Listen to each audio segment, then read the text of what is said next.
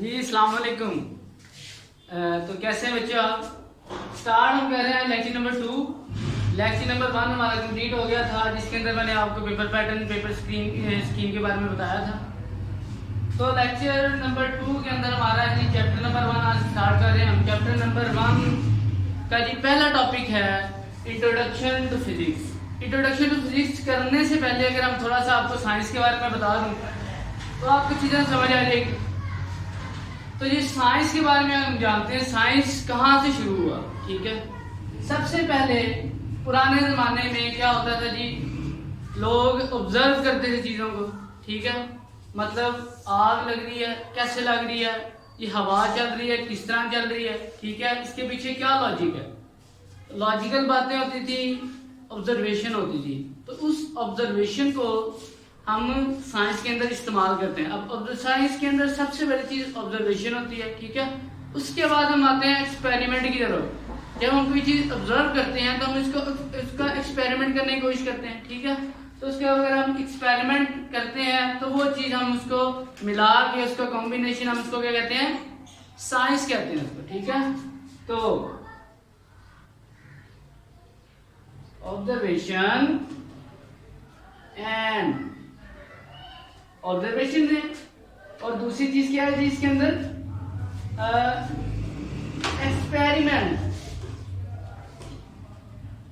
तो इन दोनों का कॉम्बिनेशन मिलके क्या बनता है जी, साइंस बन जाता है। मतलब साइंस के अंदर सबसे इंपॉर्टेंट चीजें ये दो चीजें होती हैं, जिसकी वजह से हम जो है आगे हम एक्सपेरिमेंट्स करते हैं, जो चीजें ऑब्जर्व करते हैं उसके बारे में हम जानते हैं। अब देखिए जी, साइंस कहाँ से निकला। साइंस लैटिन लफ्ज है। ठीक है, एक लैटिन लफ्ज है साइंसिया, जिससे साइंस निकला। ठीक है, तो साइंस निकला जी साइंसिया से।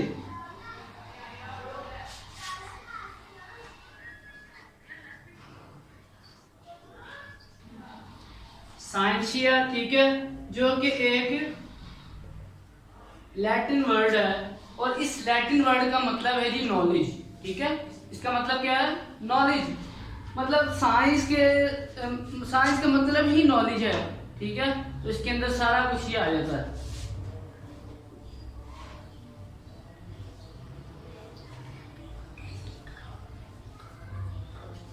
साइंस का मतलब नॉलेज है।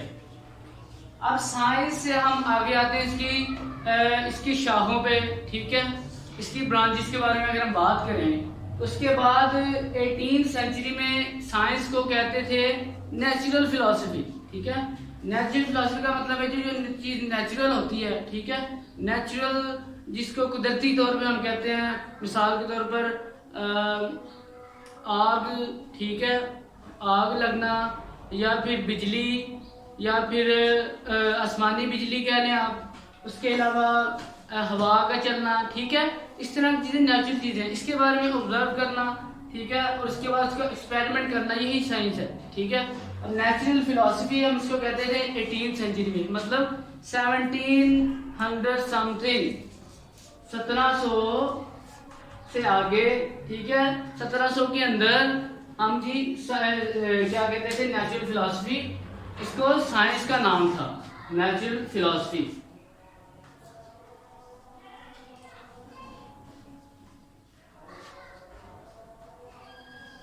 नेचुरल फिलॉसफी कहते थे। उसके बाद अगर हम आए नेचुरल फिलॉसफी के बाद अगर हम आए इसकी ब्रांचेस के ऊपर, इसको दो हिस्सों में तकसीम किया जाता है। नेचुरल फिलॉसफी को दो पार्ट्स में डिवाइड किया जाता है। एक होता है फिजिकल साइंस, और एक होती है बायोलॉजिकल साइंस।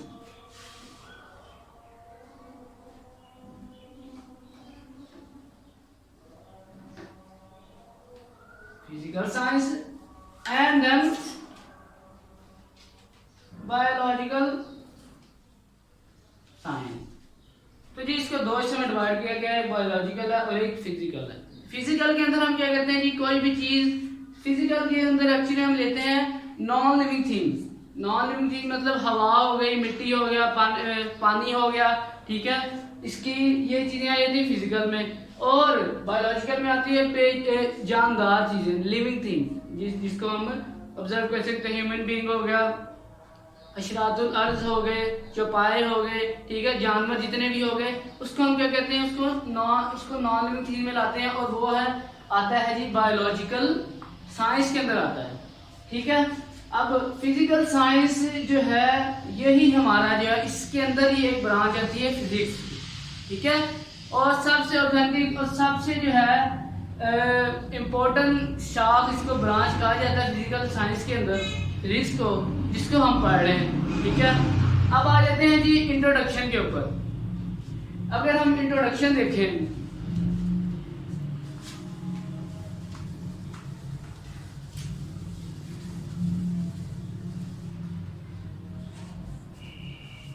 अच्छा जी इंट्रोडक्शन की तरफ अगर हम आते हैं तो इंट्रोडक्शन में आपको बताया गया बुक के अंदर, और अगर मैं अपने से आपको इंफॉर्मेशन दूँ तो इस बुक के अंदर तो बिल्कुल आसान से लिखा हुआ है, बताया गया जी आपने जो है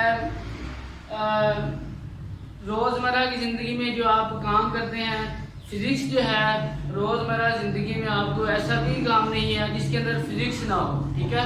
कोई भी फिज़िकल चीज़ हो, कोई भी चीज़ हो, मसलन आपने पंखा चलाना है, पंखा चलाने के लिए आपने बटन ऑन किया, ठीक है, बिजली का सर्कुलेशन हुई तो क्या हुआ जी, पंखा चल गया आपका।